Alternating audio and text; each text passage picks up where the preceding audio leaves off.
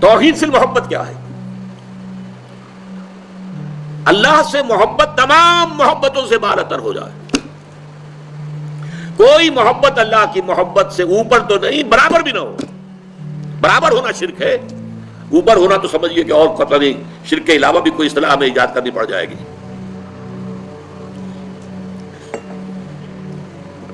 سورہ بقرہ میں فرمایا وَمِنَ النَّاسِ مَن يَتَّخِذُ مِن دُونِ اللَّهِ أَندَادًا يُحِبُّونَهُم كَحُبِّ اللَّهِ وَالَّذِينَ آمَنُوا أَشَدُّ حُبًّا لِلَّهِ. لوگوں میں سے کچھ ایسے بھی ہیں جو اللہ کے سوا کچھ ہستیوں کو محبوب بنا لیتے ہیں، اللہ کا مد مقابل بنا کر ان سے وہ محبت کرنے لگتے ہیں جو اللہ سے کرنی چاہیے تھی. وَالَّذِينَ آمَنُوا أَشَدُّ حُبًّا لِلَّهِ، اور جو واقعتاً اہل ایمان ہیں وہ شدید ترین محبت کرتے ہیں اللہ کے ساتھ. تو قرآن یہ نہیں کہتا کہ آپ والدین سے محبت نہ کریں، کرو، لیکن والدین کی محبت اللہ کی محبت کے برابر نہ ہو جائے، اس سے بڑھ نہ جائے.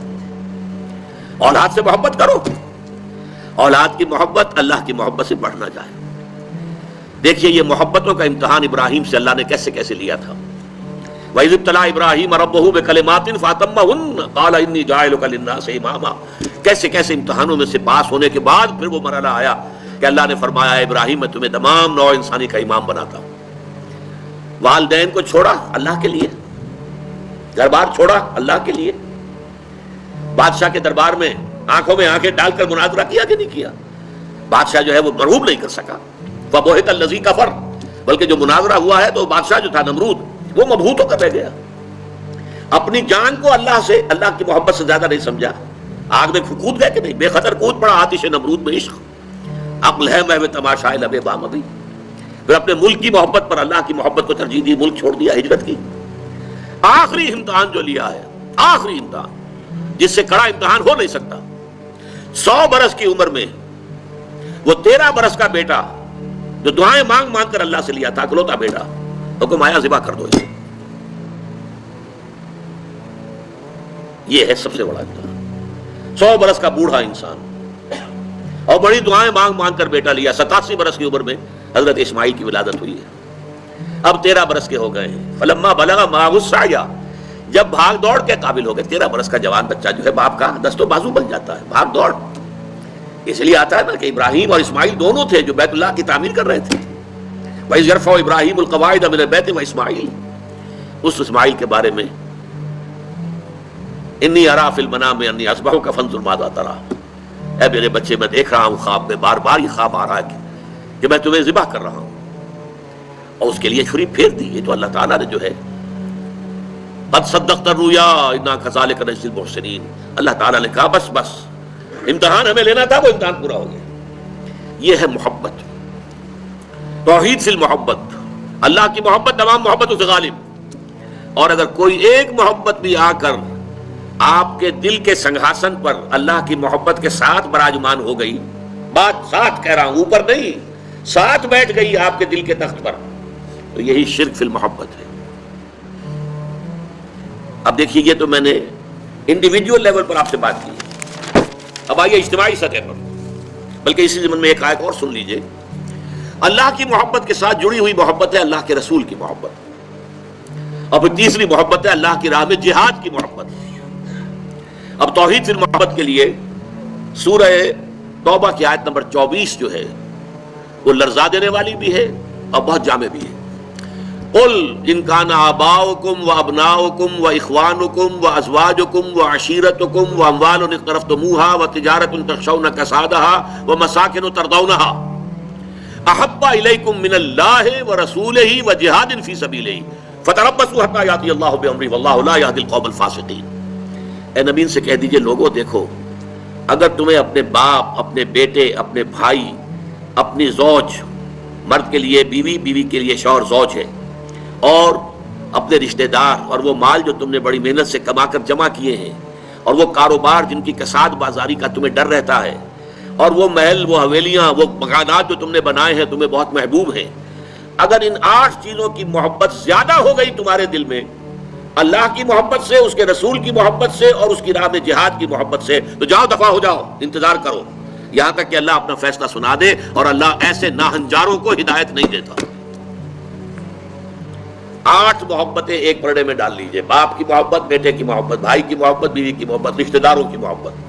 5 مال کی 3 شکلیں، جائیداد، کاروبار اور کوئی نقد.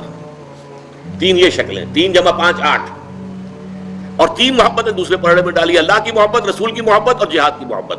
اب اگر یہ پلڑا بھاری ہے 8 والا تو جاؤ دفع ہو جاؤ. تمہارا اللہ سے کیا سروکار. اللہ ایسے ناہنجاروں کو ہدایت نہیں دیتا.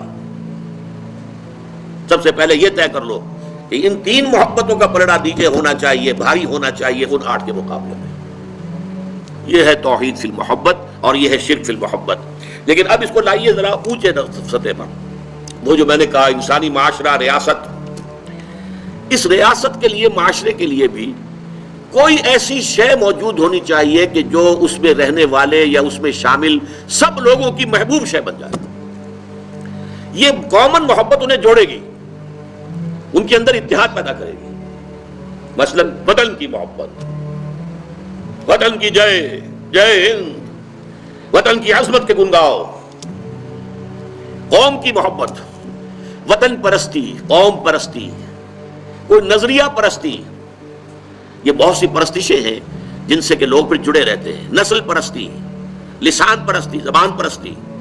یہ آج کل جو آپ کو کہتے ہیں کہ یہ لسانی عصبیتیں اور یہ نسلی عصبیتیں، یہ بلوچ نیشنلزم، یہ پختون نیشنلزم، یہ سرائکی نیشنلزم، یہ ایک اردو والا نیشنلزم، 5ویں قومیت نکلی تھی ہمارے ہاں. یہ سب کچھ کیا ہے؟ یہ جمعیت کے لیے، لوگوں کو جوڑنے کے لیے، شیرازہ بندی کے لیے، انہیں متحد رکھنے کے لیے کوئی نہ کوئی شے محبوب ہو جانی چاہیے. اس اعتبار سے اس دور کا سب سے بڑا شرک وطن پرستی ہے.